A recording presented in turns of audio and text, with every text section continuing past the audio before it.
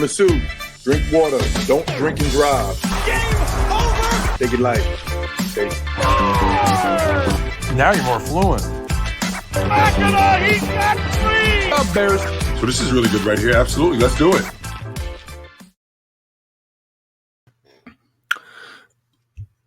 All right. Welcome to the All American Hoops podcast, episode 39. And episode 39, I've been doing the past few weeks, the giving the numbers for each and for each person, or not each person, but giving an example. There's not really any for basketball, but number 39 on the Mets right now is currently Edwin Diaz. Mets are doing pretty damn well right now. They're just a half a game out of the playoff race, and hopefully they're playing relevant ball in September. So very happy about that. But before I start talking about more sports, hope everyone had a great holiday weekend. For those of you going back to school, best of luck. I'm a teacher myself, so I'm very excited to go back. Obviously, bum summer's over, but I'm very excited for a new school year. Kids, pay attention in class. Work hard, do your homework, behave well, all that stuff that all the teachers tell you. It's going to be great for you in the future. But we got a great show ahead of us today. Crunch Time from TikTok will be joining us. We're going to be comparing our all-time list. Both of our lists are quite different, so that'll be a very fun thing to see. And after that, we will be just talking about the contenders of the Eastern Conference. This is the All American Hoops podcast.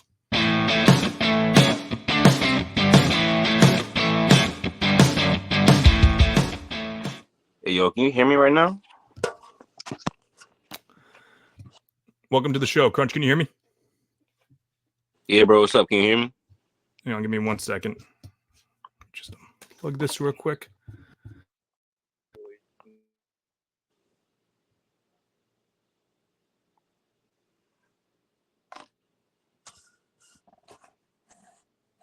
Crunch, can you hear me now? Yeah, I can hear you. Can you hear me? Okay. Can you hear me? Technical difficulties, apologies. Crunch, how about now? I can hear you, bro. Can you hear me?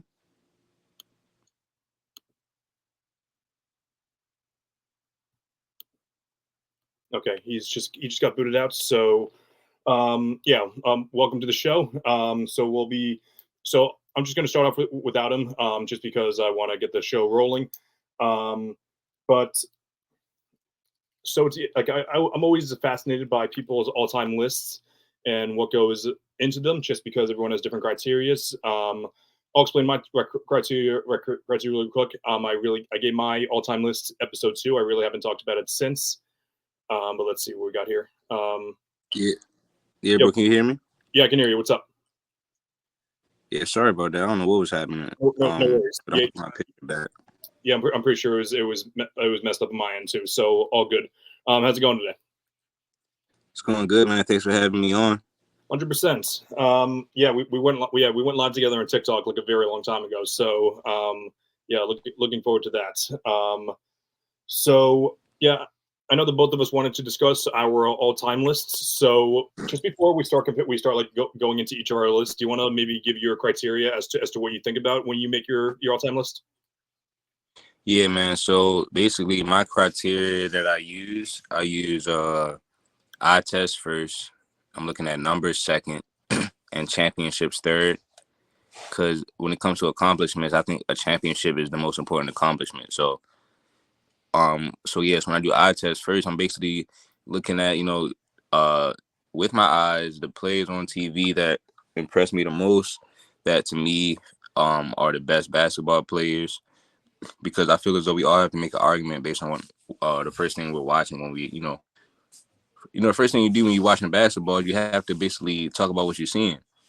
So then,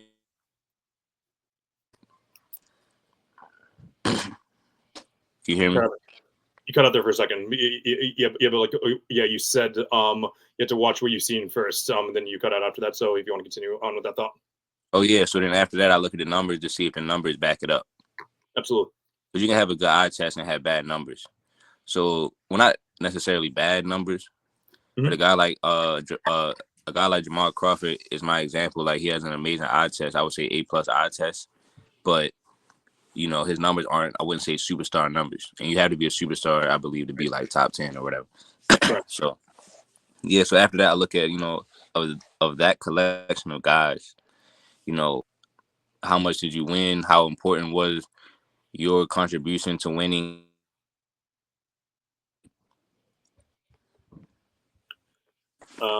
Yeah, you cut out there for a second there, but I'm pretty sure I got the gist of it in what you said. Yeah. Your contributions to winning is extremely important. So not much to complain about there for your overall overall criteria. I know that some people are going to disagree with that. I know that some people are going to disagree with the eye test part of it, which I don't necessarily disagree with it, just because like I do think that in order to like fully evaluate a player, you do need to watch some film. But the problem is a lot of people who do use that criteria don't actually watch the film and take a deep dive into it. So they kind of just do it based off vibes, which if you're deciding your favorite player, like be my guest in that. But if you're like building a team to win a championship, you need a little more than just doing what they call like doing what you said, eye test. So I know that when I'm coming up with my list, I basically just like to look at a little bit of everything. I like to look at contributions to winning. That's extremely important. I'll look at the numbers as well.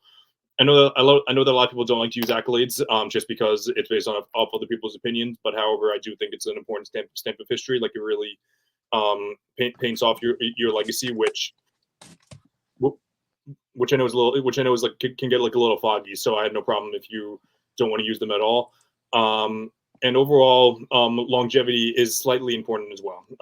Because you could be great for like 3 or 4 years, but then just be not as great for the most of your career. That's like a guy with Vince Carter has great longevity, but not a great peak. Bill Walton, awesome peak, but not good longevity at all. I guess he's not really a good example because he was only good for like 1 or 2 years. But or Derrick Rose would be a better example there. But so yeah, that's my thought process there. Do you have anything you agree with? Yeah. Yeah, man. So, again, going off the and you kind of went in and out towards the end there, but I got saying. Okay. I wanted to ask you, what would you do with a guy like somebody that's hard to rank for me is Kevin Durant. Okay, so we'll talk about Kevin Durant in a minute, just because I want to talk about the top of our list first, and then we can take a deep dive after that. Okay. But so do you maybe want to give your top 5 first? Okay, sorry about that. Yeah, so my top 5, man. My top 5 would be this, bro. I have Kobe Bryant. I have Michael Jordan. At number 3, Larry Bird, bro. Okay. Number 4, I'm gonna go with Stephen Curry. And number 5, Tim Duncan. All right. So that's so obviously, as you know, you go live pretty much every week, probably even more often than that. Obviously a lot of people disagree with your lists. I'm one of those people. I don't disagree with every part of that list, but there are some parts that I'm going to disagree with. And there you go there. So I'll get my list first, then we can start comparing. So I do have MJ at 1. I have LeBron at 2. I have Kareem Abdul-Jabbar at number 3. I have Larry Bird at 4, which I am shocked that there is actually somebody on this earth that has Larry Bird higher than I do. I thought that was the one thing that people like. The one thing that I was alone on. That was going to have to die in that hill. And then number 5, I do have Magic Johnson. So it looks like the only person that we have MJ and Larry are the only 2 people that we have that are remotely similar, and not remotely similar, that are similar to our top 5. So, so I guess the first question is, why do you have Kobe over MJ all time? Well, I think that Kobe had a harder path to victory, seeing as how he had to go through a rebuild. I do believe that he was slightly more skilled. Not saying that necessarily makes you a better player, but by him being more skilled, he used those skills to take down tougher competition, I believe. Because remember, he had to beat a super team in the finals. Now he was blessed to have Shaq, but I never had it against him because of the numbers that he put up at an early age. So Kobe Bryant to me was better than Michael Jordan at an earlier age. So when he was around 21 years old, 22 years old, I believe he was already an A+ basketball player on both sides of the floor. And so what he did was we went on a three-peat, and you can't blame him for having Shaq, because when he said he couldn't win without Shaq, he was able to kind of overlap everybody and win without Shaq with a lesser player than Shaq, because he went from a guy who was averaging 30 and 10 to now he has Pau Gasol averaging 19 or 20 and 10. So that's a lesser, like a tier below, literally. Right. Mm-hmm. And so I believe, and Pau is a great player, but it just kind of shows me what separates Kobe from all of the other perimeter players in the league at that point in time. So I can at least say he was the best perimeter player in the league for the 2000s, and he was dominant. Yeah, he dominated with that. Yeah, I was going. Yeah, so that's not close to get him being the best perimeter player of the 2000s. Oh, yeah. So yeah, like if you argue guys like Duncan and Shaq are over him, at least I can say they aren't his position. And so you just kind of take that and compare that to Michael Jordan. It is very similar to me because Kobe almost three-peated twice. If he would have won in 2008, that's a second three-peat. That's right. But the thing is, I don't believe Jordan played necessarily a super team in the finals. You know what I mean? So unless you want to say kind of the Suns, I really like that Suns team from '93. Now, I'm not trying to slander Jordan. I grew up on Kobe also. So that's another thing. So for me to say all of this and how I'm going in detail, I'm pretty sure, people that watch Jordan, seeing all the details that I probably missed out on. But I look at that and I really do think Kobe set himself apart. Not only that, he, passed Jordan in points, rebounds, and assists as far as totals. Right. Mm-hmm. He has a similar mentality. And so he was able to show that he can take the way how Jordan won and win in a more advanced era, which is sort of basically the way how, evolution goes. Like, that's pretty much what Kobe basically did what everything he could do to be in that position. Like, if anybody, in my opinion, is over Jordan, it would have to be Kobe. And I do believe that people used to have conversations about that when he was pretty much like on the tail end of his prime. They started talking about that. So, okay, that's just me personally. Yeah. So So a couple of things. Yeah, and I'll start off with the things that I agree with you on. So as I mentioned, I 100% agree with you that he was the best wing of the 2000s. I know that some people think that like the tail end of the 2000s, LeBron overpassed him. You can maybe argue that like 2009 he was better, but that doesn't nearly cut it for the make up for the entire first half of the 2000s. And I also think that I know that a lot of people say that Shaq carried Kobe for the three-peats. I think that Shaq was the best player on those teams, but however, I think like once 2002, I think it was as close to as 1A and 1B as it is. Like if you still want to argue Shaq just because he was the best player in the finals, Kobe up until that point was almost as good as Shaq. So yes, so I'm helping your argument there. The one thing that I strongly disagree with is that you keep on mentioning that Kobe beat a super team in the finals, which MJ didn't. I do not think that the Celtics in 2010 were a super team by any stretch. Garnett wasn't even close to who he was at his time. After post 2009 knee surgery, he was good. I don't know if he was as good as Pau Gasol, and that's like during that season. Pierce and Allen were getting older. I would say Pierce was still like at like the tail end of his prime. Allen was slowing down. Rondo was just entering his prime. So very good team. I'm not telling you otherwise, but they were a 4th seed and just like declining a lot. So by no means a super team in my eyes. And I guess just the only thing with Kobe, he started. He was elite to start off his career, but it did take him a couple years, and you can't slide him too much to that because he did start when he was 18, 19 years old in the NBA. But I think if you're just nitpicking like the greatest of all time, his peak unbelievable. His peak unbelievable. Longevity also unbelievable. I just don't think his peak touches LeBron's and MJ's, and it just it just bothers me that in the middle of his prime he did miss the playoffs one year, which granted there was not much that he could do, given that given that he didn't really have that strong of a supporting cast and Phil Jackson was gone at the time. So that's just why I don't have Kobe inside my top 5. And also the accolades, which I know everyone knows there has the accolades, but everyone in my top 5 has at least 2 MVPs. And one thing that Kobe has the edge over all those guys is the all defensive teams, which major props to him. But I also don't think he was as good as at defense as people say he was. He was still a great defender, but I just don't think he was as good as MJ, LeBron, or he was better than Bird and Magic. But I also think the Bird and Magic were the better offensive players. That's tough. Okay. That was a great argument. Okay. Yeah, man. I mean, when it comes to my top five, I realized everybody in my top five basically stayed on their own teams to win, and they kind of had a dynasty type of thing going. Well, I would say Larry Bird, Jordan, and Steph mainly had dynasties, like as far as on their own, like based off their own star power. Kobe had a dynasty early with Shaq, so it was because of both of those guys, and he was able to kind of win later on and win the back-to-back. But it's just hard to say that a back-to-back is a dynasty.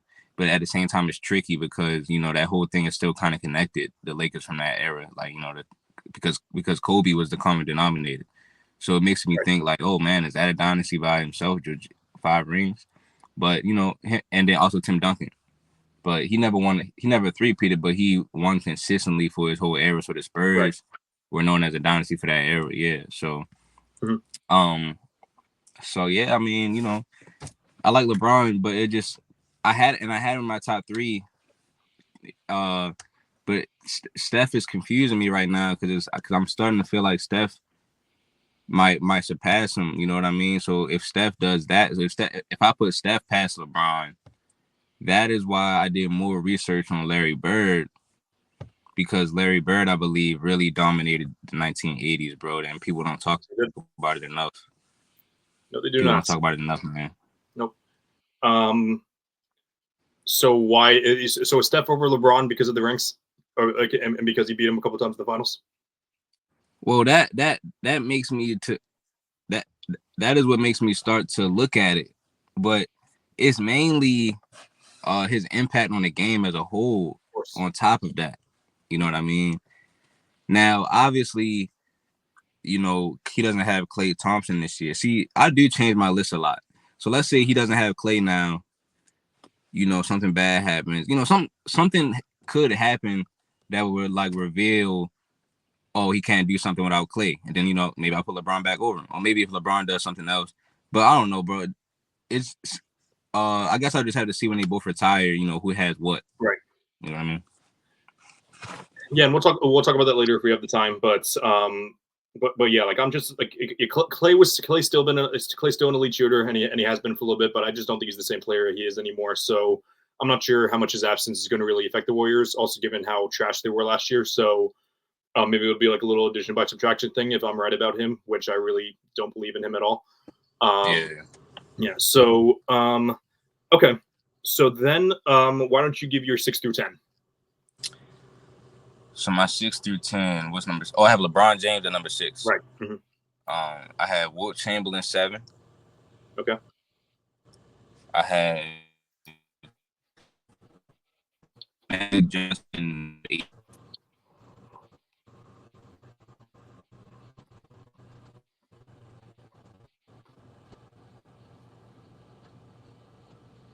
You hear me?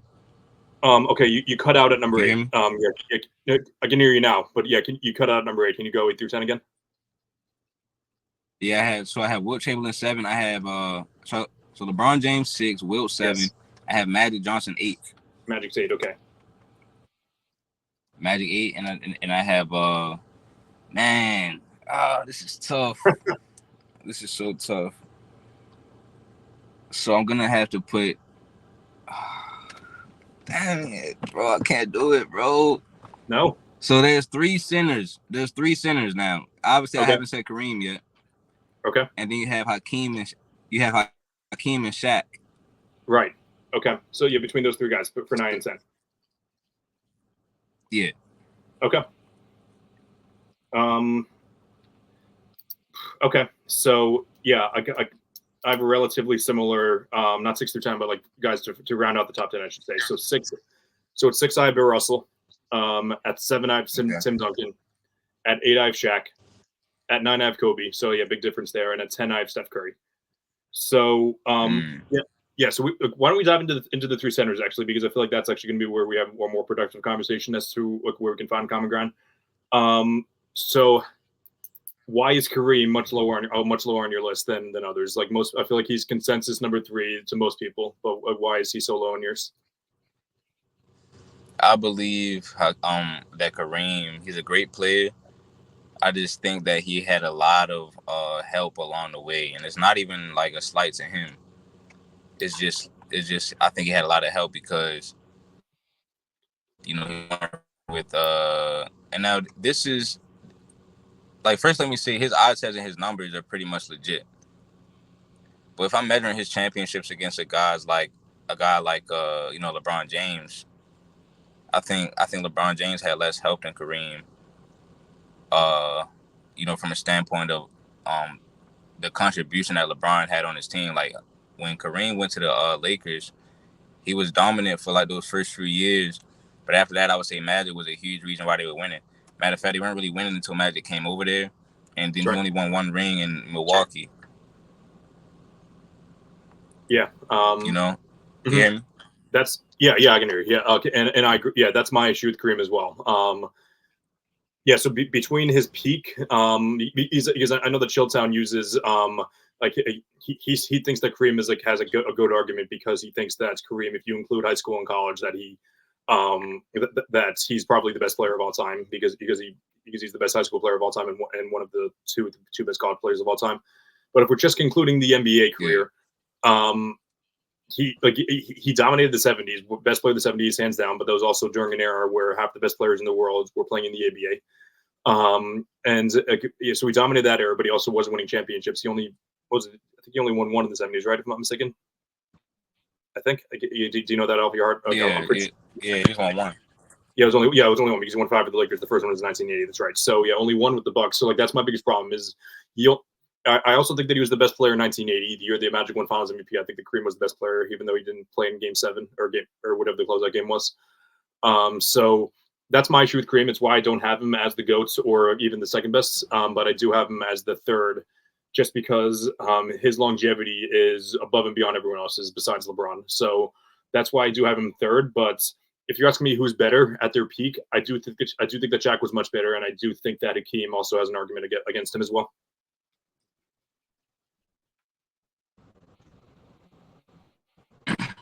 You can hear? Yeah, I can hear you now. Yeah, you're good. Yeah, go ahead. My phone over here. Okay. Yeah, did you hear my last part about Kareem? I think that Kareem has an argument to be I think that he's really third, but as we're talking peaks, I think that Shaq and Hakeem are debatably better. Okay, he's cutting out there. Once Crunch gets back to the space, we'll reconnect with him. But I'll give my 11 through 15 for now, and we'll circle back to it once he comes back in. But my 11 through 15, I actually haven't mentioned this before. This is the first time I'm talking about it on the pod. I'd mentioned it on TikTok before, obviously, but not on Twitter, but not on the pod. So at number 11, and I've been back and forth about 11 and 12 for a while now. At 11, I do have Hakeem Olajuwon. At 12, I do have Will Chamberlain. At 13, I have Dr. J. At 14, I have Kevin Durant. And at 15, I have the late, great Jerry West. So, yeah, I mentioned that your peak is what's most important, but also you do need some longevity, which is why I do have Hakeem down a couple notches. Hakeem just doesn't have the championships, or he has 2 championships. He doesn't have compared to others, though. He only has the 1 MVP. He also his longevity wasn't that great. Yeah, so, sorry about that. You hear me, right? I can hear you now. Absolutely. So yeah, I was just in the mid. Yeah, so I just gave my 11 through 15, but we're going to circle back to that later. So yeah, I basically just gave my take on Kareem. I think that I think he's the third best player of all time, but however, I don't think he has a top 5 peak all time. Like I mentioned, I do think that Shaq and Hakeem do have arguments over him. Why don't you give your take on that? You say you have Shaq over him? So peak, we're talking like strictly peak of your Peak, powers, like peak. your 3-year peak. I do think that Shaq is better than him, and I also think that Hakeem has an argument. So peak wise, yeah, man, and that's what does it for me for Kareem as well. His best years was in the 70s, like you said. Now another thing is players were voting for those MVPs. That's right. You know, you look at the 70s. The 70s had a lot of great players, and I asked some people that watch 70s basketball about guys like George Gervin, Pistol Pete, like a lot of guys that were fans of the NBA at that time. Some people like those guys as well. So it wasn't like because nobody was necessarily having like a dynasty. So where George you have Gervin, to put George Gervin never made a finals, but he's one of the most underrated players of all time. facts. And but Kareem, so again, for him to only win that one ring during that era with Oscar Robertson, I think that he had, a little bit more help than some guys, because Oscar Robertson at that point in time was pretty much known as like one of the best, if not the best point guard of all time. Right. And then you can say the same thing with Magic Johnson. So he kind of had those guys for his rings.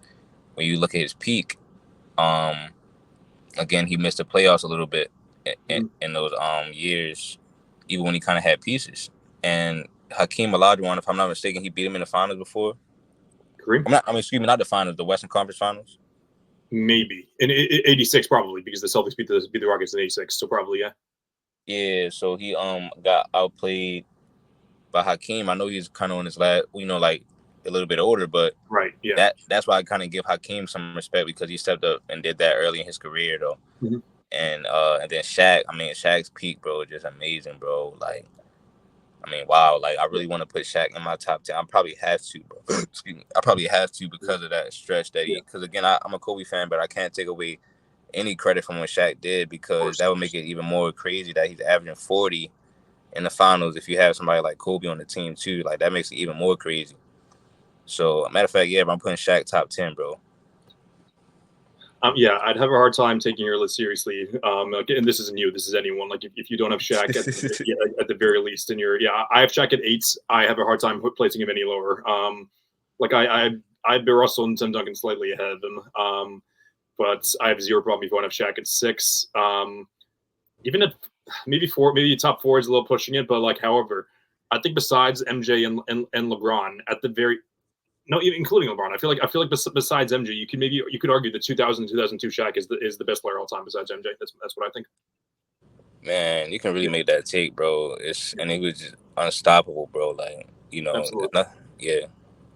Teams were signing players who were dog crap on offense just to foul the shit out of Shaq. That's how good he was. So.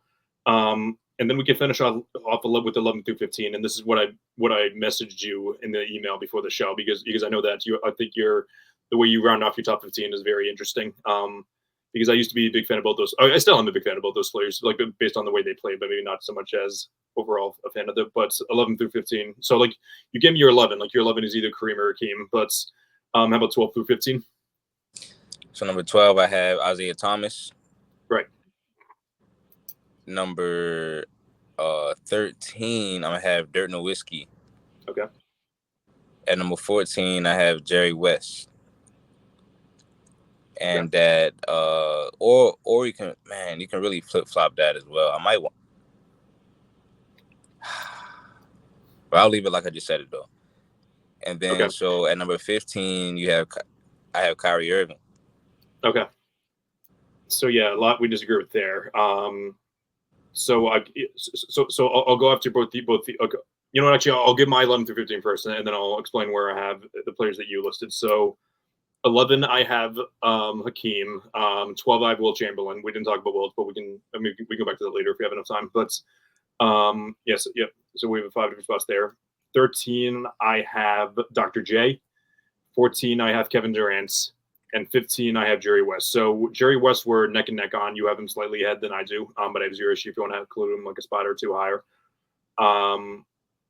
Isaiah Thomas, I used to have him in my early top 20s, but I did inch him back a little bit, mainly just because of he wasn't really winning a ton early in his prime, and then he started winning really where the team became really defensive focused, and he was like the only elite offensive player, but even then, like there were just some games that he put up absolute disaster classes, and then the team still won without him. So, yeah, Dirk's a little high for me too, but I do have him in like my early 20s probably. I went up not early 20s, probably in like my late teens. So yeah, so not that much further. Kyrie is where we strongly disagree with those. So yeah, I do have Kyrie outside my top 75, which I know a lot of people do. So if whoever you want to talk about, you want to talk about Isaiah or Kyrie first, whichever one you can do that. I mean, so Isaiah, I think he's top 3 point guard ever. I think that Isaiah Thomas also, I'm looking at the fact that his influence is still on the game today. I think he influenced a lot of the smaller guards today. So people talk a lot about Magic's influence. I do think Isaiah Thomas's influence is underrated. He was an elite scorer, skilled player, but he was pretty much a pass-first player. So that's why he was able to kind of do both in a way that was so conducive to winning. And he was the engine of that offense. The competition he had to beat to win his rings. I mean, he won 2 rings. So he went to 3 finals, I believe, won 2 rings, and he built that dynasty from the ground up by getting drafted to the Pistons early in the 80s and winning late in the 80s in 1990. And so he had to beat Larry Magic, Kareem, and Jordan. He was beating Jordan over and over and over again. I mean, Jordan could not figure out how to beat Isaiah Thomas. Yep. The Pistons had a lot of pieces on the team, but they were led by Isaiah Thomas. And I also found out that when the top 50 of all-time greatest list came out in 1996, Joe Dumars pretty much didn't make the team, so he didn't make the top 50. So that would prove that that just shows that IT didn't like he had less help technically, if you want to compare him to guys like Magic or even Jordan, because Scottie made that top 50 list, and Joe Dumars didn't make it. So man, I'm looking at his skill set, and when it comes to handles and being unguardable, he wasn't on the same level as Jordan in the late 80s, but it was a few guys in the league that were unguardable, and I think Jordan and Isaiah Thomas were both in that category, man, because you couldn't really it was nobody that can kind of stay in front of Isaiah, and he was a great finisher. He was a better passer than Jordan, though. So honestly, he was a smarter, better all-around player than Jordan at first, in my opinion. Yeah, Isaiah was probably better than Jordan. For the early part of the 80s. Maybe not early. Yeah, I guess Jordan wasn't out until 84. So maybe the first couple years in his career, but I definitely think Jordan overtook that just because he was so dominant. And yeah, everything, most of what you said about Isaiah was right. It is super impressive that he won multiple rings without a top 50 or 75 player initially. Because I know that for the top 75, Dennis Rodman did make that list after that, which I disagree with, by the way. I don't think you should have made that list. But yeah, my issue as I mentioned with Isaiah, my only issue is just that they won because of their defense, not because of their offense. And Isaiah was not one of the best defensive players on their team. He carried that offense. Don't get me wrong, for some of those games, but for a lot of those games, especially at the back end of his career, he really was inefficient, putting up single-digit scoring games. The only elite game that he had late in his career was the game where he broke his leg, and then that was a masterclass without a doubt. So I do understand Isaiah, but as what you mentioned about Isaiah's impact is without a doubt correct. How about Kyrie? Man, so Kyrie, just like Isaiah, man, a small point guard, I believe. I look at it if I'm just looking at the trajectory of his career, from his perspective, you know what I'm saying? He comes in the league, you know what I mean? I can say, honestly, eye test wise, to me, he's the most skilled point guard I've ever seen. His numbers do back it up, because when you look at it, he's pretty much averaged 20 plus on almost 50, 40, 90 for basically 12 to 13 years now, except for that year in 2016 when he was coming off injury and he was rehabbing. So his numbers check out. And he does have the skill set to be in this conversation. Now, when he won his championship, he outplayed Stephen Curry, who a lot of people are having him in greatest point guard of all time conversations right now. Right. Kyrie Irving had to outplay him in pretty much his 5th season, and pretty much play on the level of a championship point guard alongside LeBron James, who LeBron James, again, he wanted to play with Kyrie Irving. You know, his talent was able to attract LeBron James to come play in a small market, man. Think about that. So he was able to attract superstars to come play in a small market team to come play with him in Cleveland. Right. His legacy is basically cemented because of what he was able to be a part of. He was blessed to be a part of. So he's also, because LeBron. Now I know LeBron had a big hand in that championship, but Kyrie, at the end of the day, is a part of history for that. And so his legacy goes on after his performance. Now, he was able to go to the finals again with Luka Doncic. Now, that is where it pretty much solidified it for me that he's top 15, because it shows how long he's been in his prime, for one. And it shows that he is really a great competitor, man. Like, I mean, with everything happening in Brooklyn, a lot of people thought he was never going to the finals again, but he got to the finals before Kevin Durant. That's right. Wow, So, I never thought about that. Wow, I made the finals before Durant. Yeah, yeah, that's right. Yeah, so I don't think that definitely isn't a factor for me, simply because like I do care about what you do as a second option, especially if you're like a dominant team. Then I do care about what you do as a second option, because you're why they're so dominant. But the Mavs were not a dominant team. They were a team that got hot at the right time. Luka was above and beyond the best player. Like, he really carried them during the regular season, especially when Kyrie was out for long. But yeah, my issue with Kyrie is outside of his LeBron years, and then this year with the Mavs, he's been a disappointment. And I'm not going to use his pre-LeBron years against him like a lot of people do, because he was 19, 20, and 21 before LeBron got there, and his team got better every year. So like that's an argument for him being higher than what people say. So I don't think it's fair. I think the way that some people, especially LeBron fans, talk about Kyrie is a little unfair. And then obviously greats in 2015 until he got hurt. 2016, unbelievable finals, 41 in game 6, 20 something in game 7. Or was it game 5? I think it was game 5. They did 40 something. We have 40. Just absolutely unbelievable. 2017 is actually one of the more underrated seasons from him. He played great in the finals, and like you mentioned, there's an argument that he outplayed Steph in the 2017 finals. I'm not sure if that's the case, but there's definitely an argument. But since then, he's been a disappointment in pretty much every year up until this year. 2018 injured, 2019, not all of his fault, but like the locker room fell apart, and then he totally sold, like in the playoffs. I don't know if he sold or if he just totally gave up, but he was checked out, and he as the number one option just completely disappointed. 2020 hurt the entire year. 2021, or not the entire year, but you know what I mean. For the majority of the year. 2021, again injured. 2022, what did you do in 2020? 2022 COVID year, and then swept by Tatum around. 2023, 2020. What do you do in 2023? Oh, 2023 with the Nets, and then of course the trade with the Mavs, and then the Mavs don't make the playoffs because he's injured. 2024 makes the finals.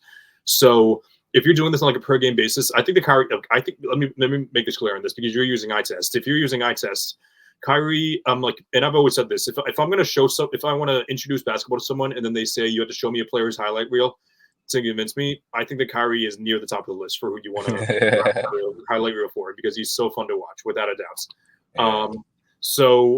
But if we're just looking at his whole body of work, he's a lot of fun to watch, but just not even close to being a top 15 player to me. If we're talking about contributing to winning year after year after year. Played awesome with LeBron and fit well with LeBron. And like I know a lot of people say anyone can fit with LeBron. Kyrie fit near flawlessly with LeBron, so I have no problem with that there. But just whole body work, Kyrie just doesn't do it for me.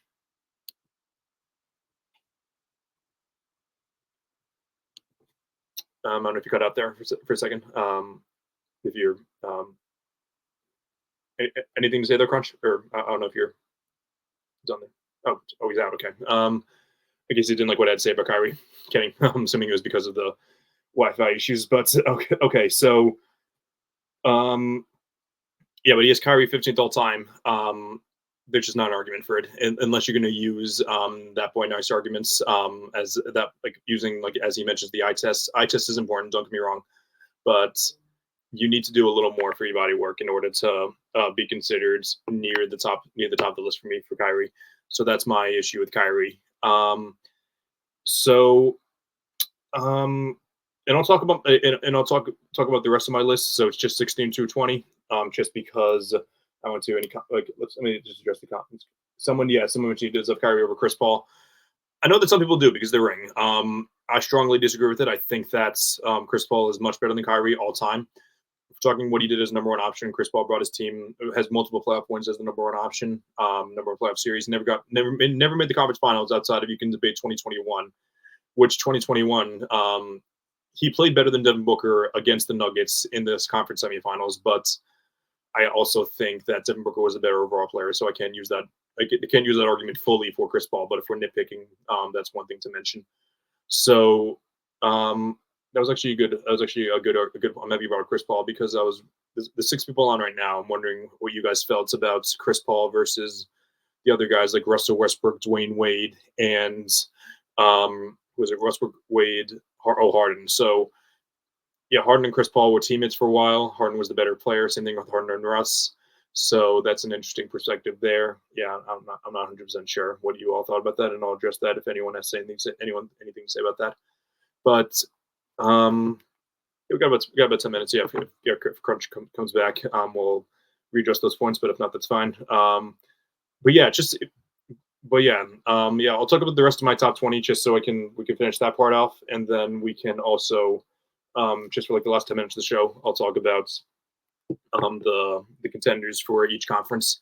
So at 16, I do have the Big O. He mentioned the Big O playing with Kareem. That's very important.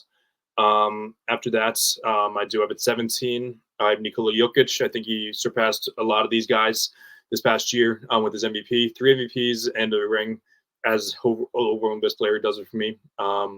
So I did have Moses Malone there before, but I do think that Nikola Jokic overpassed him for that. Yeah, so I do have Moses Malone at 18. I do have Kevin Garnett at 19 and Dirk Nowitzki at 20. So I did say Nowitzki in the late teens, early 20s. So yeah, I do have him at number 20. I think the Dirk versus KG is one of the more underrated, interesting arguments in sports because they played nearly the same amount of time. Dirk won Finals MVP. Garnett didn't. Garnett has the Defensive Player of the Year. Garnett was hands down the better two-way player. Dirk was the better offensive player. Garnett obviously the better defense player. I do think that Garnett was debatably the better playmaker, though. I think he's the better passer than Dirk. So. That's one of the more underrated debates, in my opinion. So yeah, we'll talk about that another day. But yeah, I guess we'll finish it off. We'll talk about contenders. We're near the end of the offseason. It's crazy how time flew by. It feels like yesterday that me, John, Matt, and Matt were we were celebrating the Celtics NBA Finals victory. So as fun as that was, and as fun as it is, as it has been gloating, I'm also excited to go back into the regular season now, and so the boys can run it back again, and I think they will. So yeah, this obviously the Celtics are one of the contenders. Not one of the contenders. They are the main contender, like the overwhelming favorite to win the East. There's been a lot of talk about Tatum and Brown, as there always is. How are they going to do with each other? How are they going to react to this ring? Will one of them try to hijack the offense? I think it's nonsense. They just won a ring, and it's what they care about the most. I know that some people's priorities change once they win a ring. They're both extremely competitive, and I don't think that they're going to want to see who can do better. They got their ring, they got their payday. They just want to play basketball now, and I really don't think they're just going to go on the whole, I had my ring now, so I'm going to try to prove everyone how good I am. Everyone knows how good they are. I should say everyone knows how good. Those that matter know how good they are, but that's why they gave them a boatload of money. They have their ring. Nothing else matters. You want to talk about accolades? They already have accolades too. If Jalen wants to make first team All NBA, I don't think he's probably not good enough for that. But I also don't think that he's going to necessarily try to overtake Tatum in every single game just because of that. So yeah, like I'm very, very confident in the Celtics. But one thing I will say is one thing I'm actually very excited for, underrated aspect of it. One thing I'm very excited about the Celtics and it is actually how they're going to react to the Porzingis injury. I'm obviously not excited that Porzingis is injured, but I'm excited that their backup by committee is going to be very interesting. Al Horford's going to be the starting center without a doubt, but their backup center by committee is going to be very, very interesting, and I'm very excited for this. We have Luke Kornet, Xavier Tillman, and Nemes Keita. All three of those guys I think can be very fun. So it can be it's going to be very interesting, very fun. Will Cornette played the most minutes as like the backup center last year when Porzingis was injured. Played very good defense on Joel Embiid. Filled his role really well. A great offensive rebounder. Didn't really play well. Didn't really play a lot in the finals against the Mavs just because it really didn't match up well with Derek Lively, and even when he had to set screens for Luka, not good at that. So, but as far as it goes for like matching up with other bigs, he played awesome. Speaking of matching up well with like the Mavs, Xavier Tillman got minutes when Porzingis got injured, and it was perfect. Xavier Tillman is a very versatile defender. You can't really guard the bigs as well as Cornette or Queta can. But if another team is going either small ball or you're just doing a bunch of pick and rolls, Xavier Tillman's going to be your guy. And he's also the best shooter between the three of them. So I think Tillman gets at least 10, 15 minutes a night with the Celtics for the first until Christmas at least. So I was happy with the Tillman trade, but once he contributed to that finals, I'm very, very happy that happens. I don't know what they would have done. They probably would have given those minutes to Shea Brissett, which wouldn't have necessarily been a bad thing, but but I don't think that he would have done as well in defense. So I think a friend of the show, Noah Dazell, mentioned she thinks that game 3 of the finals was like the Xavier Tillman game, and I 100% agree. It was the Drew Holiday game first, but obviously Xavier Tillman played fantastic as well. And so very happy that someone like that contributed to the finals. And then the last guy, Nemes Queta. I don't know if he was a rookie last year or the year before. I'm going to check that up real quick. I wish I had a producer of the show that I can have them check back to that right away. But when Queta played last year, he wasn't bad at all. Like there was a time where people wanted him to play ahead of Cornette, which I didn't I disagreed, but I didn't call it a horrendous take because he was playing really, really solid. Oh no, he played 3 years before this. But if I look at his per 36 minutes real quick, he's a very, very good player. So yeah, he averages 16 and 13 per 36 minutes, which I know can be a little inflated because you're going to get tired and everything. But I was very impressed with Queta. He protects the room really well. Maybe gambles a little too much. Can't really stretch the floor a ton like Cornette. But he's young. I don't think he's going to really improve his shot that much, but I do think he has room to grow in his post game. Yeah, Tillman, Cornette, Queta, all 3 of them have something to offer, and I'm very, very excited to see what each of them can do because obviously this Tatum, Brown, White, Holiday, Horford, all of them have just won a ring and they know exactly what to do. They know how to win a championship now. Peyton Pritchard, Sam Hauser, they played big minutes in. I mean, not Pritchard, but they played big minutes in the finals. They know how to win. Even Cornette and Pritchard, they played big minutes during the regular season and in the early playoffs, not in the finals. They know how to win big. They know how to win games. So I'm really, really excited to see what the guys at the end of the bench can do to prove themselves. And I really don't think it's going to be a matter of the guys at the end of the bench just hijacking the offense. I think all of them know what to do. Joe Mazzulla is an amazing coach, and he knows what to prioritize winning. And I'm just really excited to see what all those guys can do. And shout out Lonnie Walker. I know that there's a chance that they're going to waive him due to the Exhibit 10 contract. I'd be shocked if that happened though. So, yeah. I said I was going to talk about all the contenders, which I'm going to talk about a couple more. But yeah, I'm going to go my Celtics tangent, of course. But everything about the Celtics I'm very excited for, except for the Porzingis injury. But I do think they have some good alternatives there, and I'm very excited to see how all 3 of them do because there's a chance that when all 3 of those guys play at nights, at least one of them is going to play good. So I think that I trust Joe Mazzulla in his decision making there for who gets the minutes that night. So it'll be very interesting when that comes around. But I'm just hoping that Porzingis stays healthy until the end of the playoffs, though. Just because I know that Matt Bonner made a video on this today, and he doesn't believe that the Celtics can, not that the Celtics can't win again without Porzingis, but that's not something you should necessarily gamble on, and I agree with that. After that, it's like a 2, 3, 4, maybe not a tie, but in that same tiers, the Bucks, the Knicks, and the Sixers. I've been switching every day. I don't believe in the Knicks, and I know I've been a Knicks hater in the past, but I just don't believe in them now. I think that Isaiah Hartenstein injury is going to be big for them. That's especially with Mitchell Robinson probably going to be out for a while. I shouldn't say that. I can't say probably going to be out. But I was projecting that, but I shouldn't really project that. But it's a risk for sure. Precious Achiuwa is a good backup, but I think he should be a good backup on a team where they have a really, really solid starting center. Which Mitchell Robinson is solid, but I don't think he's necessarily the guy that's going to take you to the promised land. So.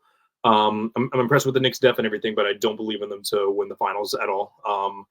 if we're talking who has the best chance to win the finals, I think it's the Bucks. I think that Giannis, you need a superstar to win the finals. I think that Giannis is hands down the best player in the East. So yeah, I would say the order goes Celtics, Bucks. I'm putting the Sixers ahead of the Knicks. I'm sorry. They just added Paul George. Paul George is a better ad than Mikal Bridges. Isaiah Hartenstein is lost, so I'm taking the Sixers ahead of the Knicks.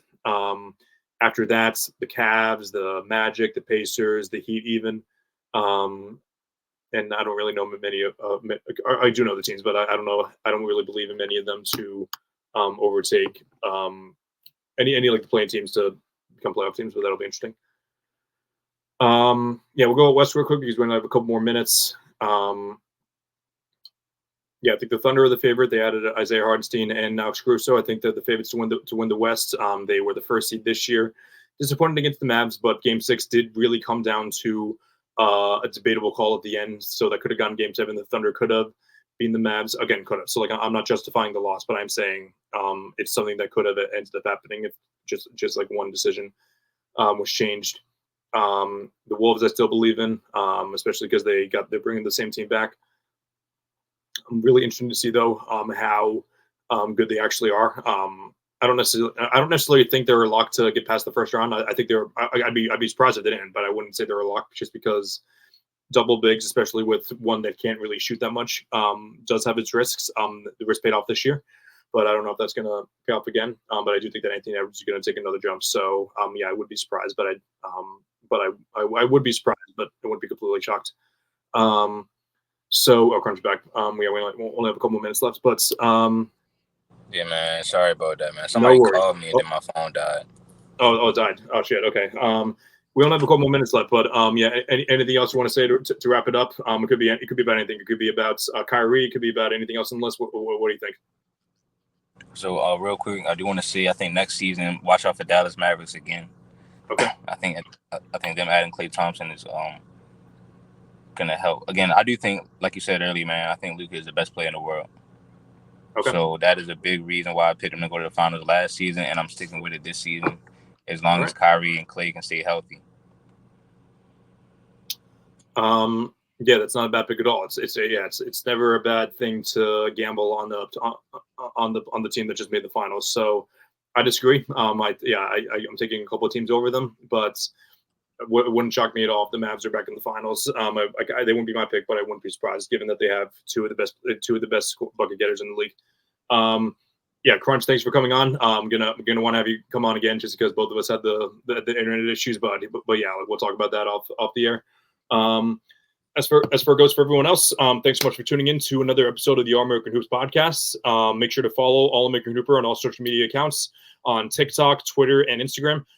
Subscribe to @SportsFluent to catch every episode on Tuesday at 6:00. There are also some other great channels on this like on SportsFluent, including the Creators Hours on Fridays, Fluent and Chill on Tuesday nights at 8:00. Ton of other great shows as well. So we're very, very fortunate to be part of this great program. And yeah, we'll finish up with like Jotan does. Put on a suit, drink water, don't drink and drive. Call your mother. And I hope that everyone has an awesome night.